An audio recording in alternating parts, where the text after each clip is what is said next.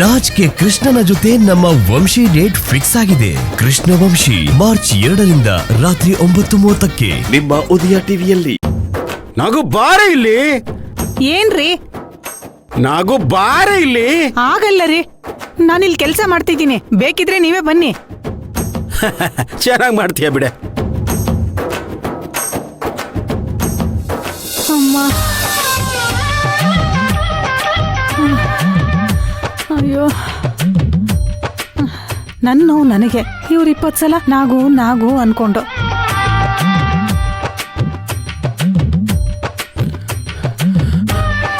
ಲೇ ನಾಗು, ಏನೇ ನೀನು? ಗಂಡ ಪ್ರೀತಿಯಿಂದ ಕೂಗಿದ್ರ ಅವನ್ ಕೂಗಗ 5 ಪೈಸದ ಮರ್ಯಾದೆನ ಕೊಡದೆ ಆರಾಮಾಗಿ ಕೂತಿದ್ದ ಜಾಗಕ್ಕೆ ಕರ್ಸ್ಕೋತಿಯಲ್ಲೇ. ಅಪ್ಪ ಸ್ವಾಮಿ, ಅದೇನ್ ವಿಷಯ ಅಂತ ಹೇಳಿ. ನನಗೆ ಕೆಲಸ ಮಾಡಿ ಮಾಡಿ ಸೊಂಟ ಎಲ್ಲ ಬಿದ್ದೋಗಿದೆ. ಕೆಲ್ಸನಾ? ನೀನಾ? ಚೆನ್ನಾಗಿ ಮಾಡ್ತೀಯ ಬಿಡೆ. ಏನ್ರಿ ಹಂಗಂದ್ರೆ? ಏನು ಇಲ್ವೇ, ದೇವಸ್ಥಾನಕ್ಕೆ ಹೋಗಿದ್ದೆ, ನಿನಗೆ ಪ್ರಸಾದ ಕೊಟ್ಟು ಹೋಗೋಣ ಅಂತ ಬಂದೆ. ಸುರಭಿ ಸುರಭಿ ಸುರಭಿ ಮನೇಲಿಲ್ಲ, ತೋಟದ ಕಡೆ ಹೋಗಿದ್ದಾಳೆ. ಹೌದು, ಏನ್ ವಿಶೇಷ? ದೇವಸ್ಥಾನಕ್ಕೆ ಹೋಗಿ ಪ್ರಸಾದ ಎಲ್ಲ ತಂದ್ಬಿಟ್ಟಿದ್ದೀರಾ? ನಾಗೋ, ದೇವ್ರಿಗೆ ಥ್ಯಾಂಕ್ಸ್ ಹೇಳ್ಬಿಟ್ಟು ಬರೋಣ ಅಂತ ಹೋಗಿದ್ದೆ ಕಣೆ. ಅಂತೂ ನಮ್ ಸುರಭಿ ಸಮಸ್ಯೆ ಎಲ್ಲಾ ರೀತಿ ಬಗೆಹರಿತಲ್ವಾ? ಅಳಿಯಂದ್ರೆ ಬೇರೆ ಅವಳನ್ನ ಕ್ಷಮಿಸ್ಬಿಟ್ರು.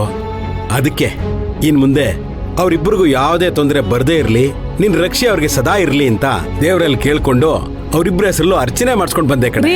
ನಾನು ಹರಕೆ ಹೊತ್ಕೊಂಡಿದ್ದೀನಿ. ಹರಕೆನಾ?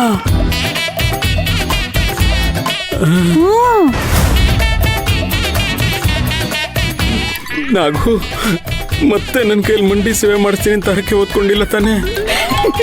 ನಗಬೇಡವೆ, ಮಂಡಿ ಸೇವೆ ಆಗಲ್ಲ, ನೀ ಪೈನ್ ಶುರುವಾಗಿದೆ. ಅದು ಬೇಡ, ಇನ್ನು ಉರುಳು ಸೇವೆ ಮಾಡೋಣ ಅಂದ್ರೆ ತಲೆ ಸುತ್ತುತ್ತೆ ಕಣೆ. ರೀ, ನಾನೇನು ಆ ಥರ ಎಲ್ಲ ಹರಕೆ ಹೊತ್ಕೊಂಡಿಲ್ಲ ಬಿಡ್ರಿ. ಅಳಿಯ ಮಗಳನ್ನ ದೇವಸ್ಥಾನ ಕರ್ಕೊಂಡು ಹೋಗಿ ಪೂಜೆ ಮಾಡಿಸಿ ಊರವರಿಗೆಲ್ಲ ಪ್ರಸಾದ ಹಾಕಿಸ್ತೀನಿ ಅಂತ ಹರಕೆ ಹೊತ್ಕೊಂಡಿದ್ದೀನಿ. ನಾಗು, ಯಾವ ಹರಕೆ ಬೇಕಾದ್ರೂ ಹೊತ್ಕೋ, ಯಾವ ಪೂಜೆ ಬೇಕಾದ್ರೂ ಮಾಡ್ಸೋ, ಇಡೀ ಊರವ್ರಿಗೆ ಅಡ್ಗೆ ನಾನ್ ಮಾಡಿ ಹಾಕ್ತೀನಿ. ಆದ್ರೆ ಮಂಡಿ ಸೇವೆ ಮಾತ್ರ ಬೇಡ ಕಣೆ.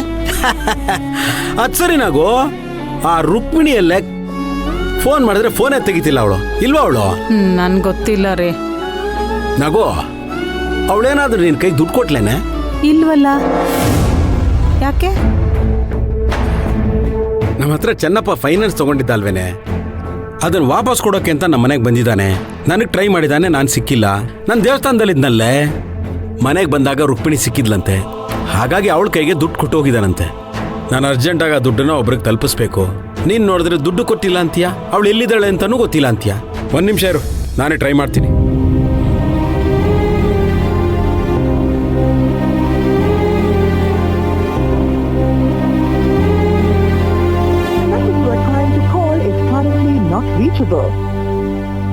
ಯಾಕ್ರಿ, ಏನಾಯ್ತು?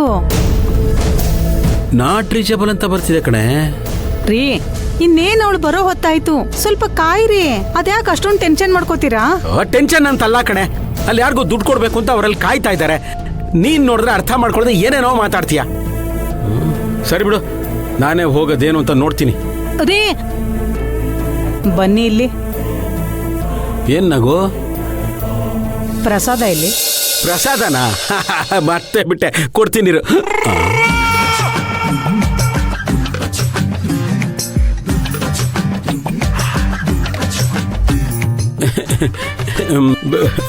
ಪ್ರಸಾದ ಅದು ನಗು. ನಗು. ಕುಂಕುಮವಿರುವುದು ಹಣೆಗಾಗಿ, ಅರಳಿದ ಹೂವು ಮುಡಿಗಾಗಿ. ಮುಡಿಲಿದೆ, ಕುಂಕುಮ ಇಟ್ಕೊ. ಹೂ ಕಣೆ, ಹೆಂಗಸರಿಗೆ ಕುಂಕುಮನೇ ಲಕ್ಷಣ, ನಮಗೆ ಇದೇ ಭೂಷಣ. ತಗೋ, ಇಟ್ಕೊ. ಸದ್ಯ ಬಚಾವಾದೆ.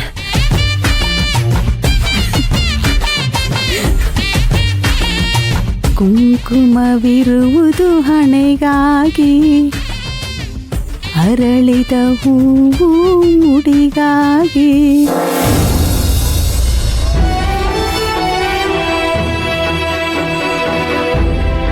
ಅಣ್ಣ, ಅಣ್ಣ. ಹೇಳಮ್ಮ.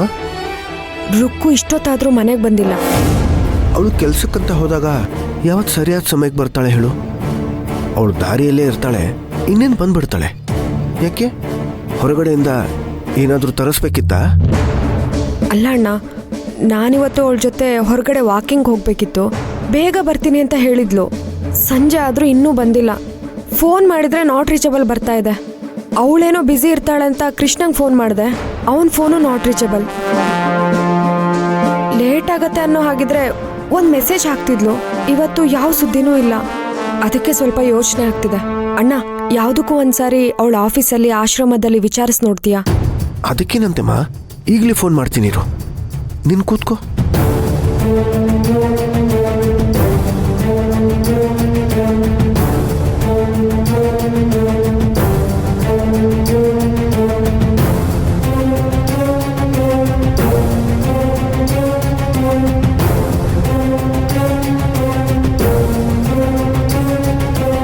ಯಾರೂ ಫೋನ್ ತೆಗಿತಾ ಇಲ್ಲ. ಮೋಸ್ಟ್ಲಿ ಎಲ್ಲರೂ ಮೀಟಿಂಗಲ್ಲಿ ಇರ್ತಾರೋ ಏನೋ. ಇರು, ರುಕ್ಮಿಣಿಗೆ ನಾನು ವಾಟ್ಸಪ್ ಕಾಲ್ ಮಾಡಿ ನೋಡ್ತೀನಿ.